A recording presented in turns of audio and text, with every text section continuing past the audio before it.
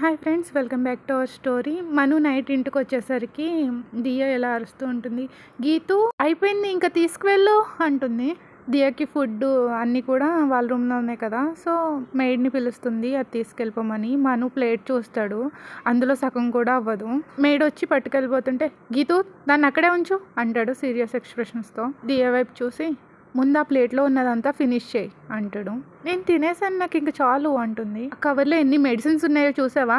సగానికి పైగా పెయిన్ కిల్లర్సే ఉన్నాయి. నువ్వు ఇప్పుడు సరిగ్గా తినకపోతే ఆ బాడీ ఎలా తట్టుకుంటుంది? ఇప్పుడైనా వెయిట్ చెక్ చేసుకున్నావా?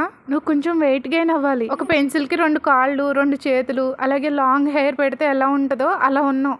గుడ్ గర్ల్లా చెప్పిన మాట విని కొంచెం ఫుడ్ తిను అంటాడు. కానీ అని దియా అనేలోపే మను ఫాస్ట్గా వెళ్ళి స్పూన్ నిండా ఫుడ్ తీసి దియా నోట్లో పెట్టేస్తాడు. ఇకన్నా పిల్లలు బెటర్ అంటూ తినిపిస్తూ ఉంటాడు. అలాగా ఫోర్స్ చేసి ఇంకొంచెం ఫుడ్ తినిపిస్తాడు. రిమైనింగ్ ఫుడ్ని గీతుకి ఇచ్చేసి ఆ ప్లేట్ని కిచెన్లో పెట్టేయమంటాడు.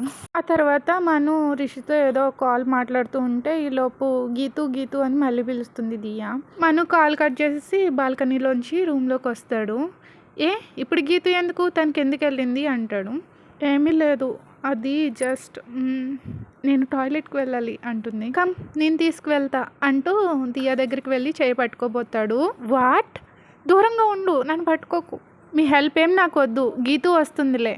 ఏంటి, తనకి నా హెల్ప్ వద్దా? చూడు, మండుపట్టు పట్టుకో. చూడు, మొండి పట్టుకు. గీతు ఏదో వర్క్లో బిజీగా ఉంటుంది కింద. నేను హెల్ప్ చేస్తా అన్నాను కదా, రా అంటాడు. అలా 2-3 టైమ్స్ అన్నాక ఒప్పుకుంటుంది. నెమ్మదిగా తను తీసుకెళ్ళి వాష్రూమ్ దగ్గర వదిలేసి బయటని వెయిట్ చేస్తూ ఉంటాడు. టైం చూసుకుంటూ ఉంటాడు. 10 మినిట్స్ అయినా ఇంకా దియా బయటకు రాదు. ఏమైందో అని ప్యానిక్ అవుతాడు. గాడ్, ఈ అమ్మాయి ఏమైనా స్లిప్ అయ్యి కానీ పడిపోయి ఉంటుందా? Diya, are you all right? No Manu, please ఒకసారి లోపలికి వస్తావా? మను ఏంటో అని లోపలికి వెళ్తాడు డోర్ ఓపెన్ చేసి. దియా బాగానే ఉంటుంది.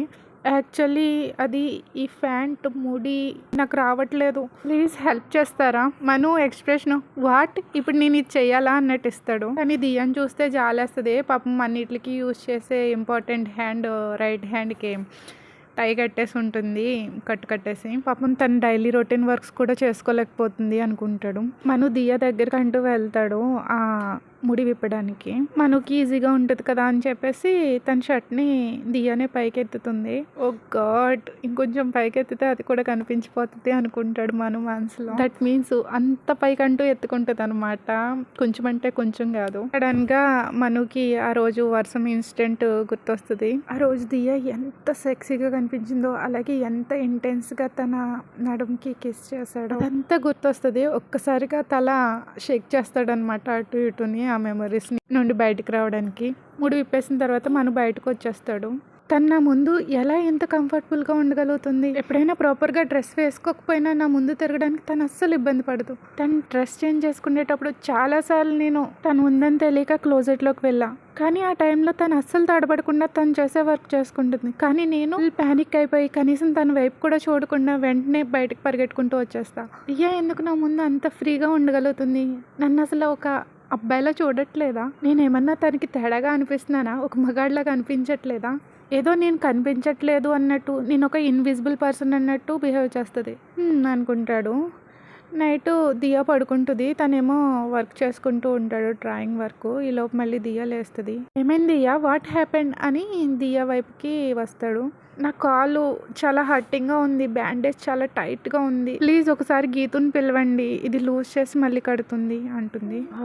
గీతు గీతు గీతు, దీనికి నేను అసలు కనిపించట్లేదా? నా హెల్ప్ ఎందుకు అడగట్లేదు అనుకుని పోకర్ ఫేస్ పెట్టి దియా వైపు లుక్ ఇచ్చి కిందకి వెళ్తాడు. తర్వాత ఒక ఐస్ బ్యాగ్ తీసుకొచ్చి పైకి వస్తాడు. దియా కన్ఫ్యూజింగ్గా చూస్తుంది. ఏం చేస్తున్నారు అంటుంది. కానీ మను మాత్రం ఏం సమాధానం చెప్పకుండా చాలా కేర్ఫుల్గా దియా కాల్ని లేపి తన ఒళ్ళో పెట్టుకుంటాడు. దియా తన కాల్ని వెనక్కి తీసేసుకోవాలని చూస్తుంది. నేను నా కాల్ని టచ్ చేయకండి. ఎందుకు టచ్ చేయకూడదు? నేను నీ హస్బెండ్, నేను కాకపోతే ఎవరు టచ్ చేస్తారు నీ కాలు అని కొంచెం స్మైల్ ఇచ్చి ఆ కట్టుని విప్పుతూ ఉంటాడు. ఇది చాలా టైట్గా ఉంటుందేమో, తన ఫింగర్స్ అవిని రెడ్గా అయిపోయి ఉంటాయి చివరిన. ఆ తర్వాత దాన్ని పూర్తిగా విప్పకుండా కొంచెం లూజ్ చేసి కట్టి పైన ఐస్ బ్యాగ్ పెడతాడు, తనకి పెయిన్ తగ్గుతుంది కదా అని. బాగా ఎక్కువ పెయిన్గా ఉందా అని అడుగుతాడు కొంచెం కన్సర్న్గా. నా లైఫ్లో నేను ఎక్స్పీరియన్స్ చేసిన పెయిన్తో కంపేర్ చేసుకుంటే ఇది నథింగ్ అని అంటది. మనకేం అర్థం కాదు. దియా వైపు కన్ఫ్యూజింగ్గా చూస్తాడు, దాని అర్థం ఏంటి అన్నట్టు. నథింగ్, ఏం లేదు అని దియా అంటుంది. అలా మను ఐస్ బ్యాగ్ పెడుతూ ఉంటే కొద్దిసేపటికి దియా నిద్రపోతుంది. మామ్ ఈ 2 బెడ్స్ దగ్గరికి జరిపి మంచి పని చేసింది, లేదంటే మేడం గారు స్లీప్లో మామూలుగా తొల్లరు అనుకుని పాత విషయం గుర్తు తెచ్చుకుంటాడు. తను ఒకసారి డ్రాయింగ్ చేసుకుంటూ ఉంటుంటే త్వరగా నిద్రపోడు కదా, సో దియా బెడ్ మీద అటు దొల్లినా ఇటు దొల్లినా ఓ తెగ దొరులుతూ ఉంటుంది. చాలాసార్లు తను వర్క్ చేస్తున్న మధ్యలోంచి లేచేసి తన దగ్గరికి వెళ్ళి నిల్చునేవాడు, చివరికి వచ్చేస్తుంటే పడిపోతుందేమో అని. ఇప్పుడు కూడా అంతే, కట్టిన చెయ్యి వైపుకి తిరిగేస్తూ ఉంటుంది. మను ఏమో తన్ని స్ట్రైట్గా పడుకోబెడుతూ ఉంటాడు. మళ్ళీని కొన్ని రోజుల వరకు దియాని ఇలా జాగ్రత్తగా చూసుకోవాల్సిందే తను అనుకుంటాడు. Hope she will get better soon అనుకుని తను కూడా పడుకుంటాడు. Okay friends, that's it for today. Thank you for listening. Please like, share, subscribe. Bye bye.